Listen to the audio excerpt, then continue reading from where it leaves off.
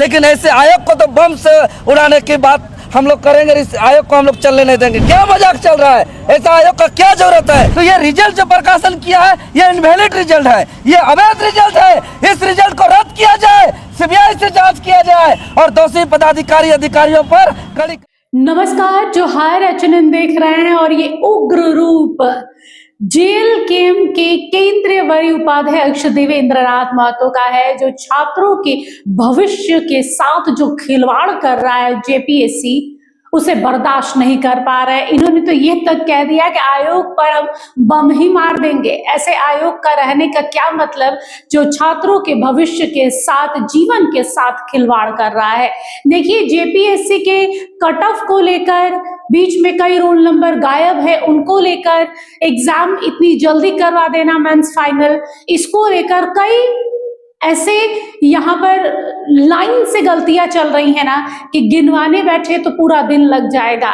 लेकिन यहाँ पर देखिए, पॉलिटिकल पार्टियां इसमें इंटरफेयर कर रही हैं। इसका मतलब ये नहीं है कि सिर्फ वो अपनी राजनीति चमका रही हैं, इसका मतलब ये भी है कि ये वो नेता हैं जो छात्र आंदोलन से निकले हैं, चाहे देवेंद्र नाथ हो, जयराम हो, सुदेश हो, ये जितने भी हैं। आजसू जेल कैंप पार्टी बनी ही छात्र आंदोलन की शुरुआत से है, तो इन्हें पता है कि छात्रों का भविष्य जेपीएससी पर ही टिका, और जेपीएससी एक ऑटोनॉमस बॉडी होने के साथ साथ इस हिसाब से जो गलतियां कर रही है एक के बाद एक, इसे पचा पाना मुश्किल। एक बार सुनिए, राज्यपाल से मिलने पहुंचे थे जेल कैंप के नेता देवेंद्र नाथ महतो, उन्होंने क्या कहा। खंड के सबसे बड़ी संवैधानिक नियुक्ति संस्था जेपीएससी, जो 14वीं जेपीएससी पीटी परीक्षा फल जो अजूबा जारी किया है, जिसमें झारखंड प्रदेश के लाखों आदिवासी मूलवासी छात्रों के भविष्य बर्बाद किया जा रहा है, वो तमाम मामला को लेकर के महामहिम राज्यपाल जी के पास पहुंचे थे।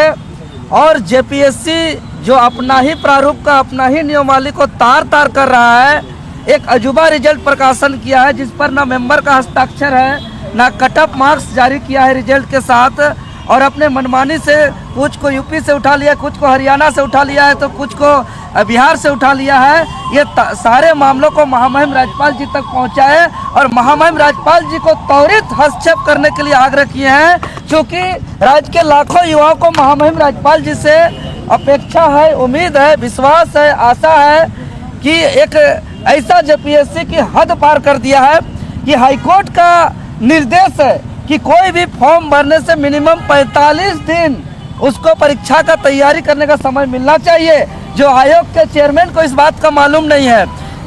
पीटी परीक्षा का 75 दिन बाद परीक्षा फल जारी करता है और 7 दिन के अंदर कहता है कि फॉर्म भरिए, और 16 दिन के अंदर परीक्षा लेने का बात करता है, और 18, 19 और 20 जुलाई को वो परीक्षा की तिथि का घोषणा किया है। और इसी तिथि के मध्य में राज्य के कई महत्वपूर्ण परीक्षा है। फील्ड जेएसएससी का एक महत्वपूर्ण परीक्षा है, फील्ड वर्कर, यूजीसी नेट का परीक्षा है, आपका यूपीएससी सीएपीएफ का परीक्षा है। तो अगर इस डेट पर परीक्षा होती है तो कई परीक्षार्थियों का कुछ न कुछ एग्जाम छूट जाएगा। यह बहुत ही गंभीर और संवेदनशील मामला है। इसलिए जेपीएससी को हम साफ साफ कहना चाहते हैं कि राज्य के अंदर मनमानी को बंद करिए और किसी भी हाल में 18, 19 और 20 जुलाई को जो परीक्षा का घोषणा किया है उसको होने नहीं देंगे।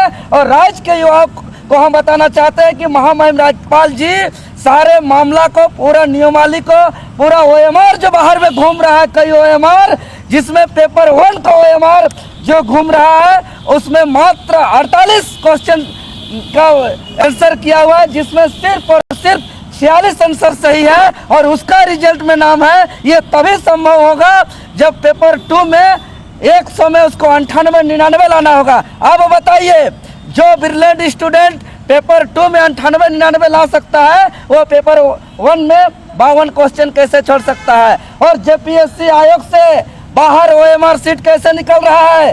किसी का ओएमआर नहीं दिखाया जा रहा है, यानी किसी का ओएमआर चोरी किया जा रहा है, किसी का ओएमआर फाड़ा जा रहा है, तो किसी का ओएमआर को बाहर ला करके उसको कलर किया जा रहा है।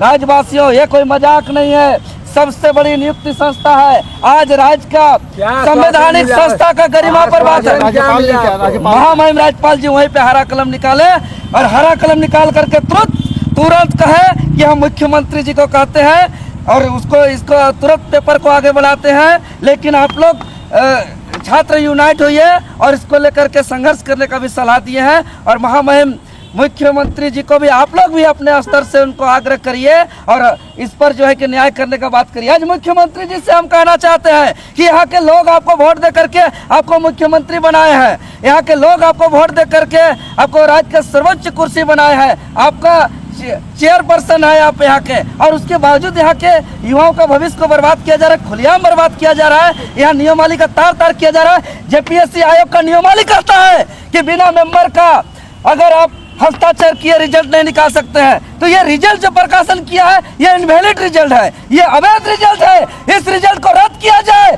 सीबीआई से जांच किया जाए और दोषी पदाधिकारी अधिकारियों पर कड़ी कार्रवाई किया जाए और पारदर्शिता से एग्जाम लिया जाए, क्योंकि इसमें वीडियो अब आगे की रणनीति क्या होगी? आगे की रणनीति हम लोग महामहिम राज्यपाल जी साहब कहती है कि हम पूरा इसको आगे बढ़ाते हैं। रणनीति बताइए, अपना रणनीति बताइए। अब आगे अभी माननीय मुख्यमंत्री जी के पास हम लोग जाएंगे।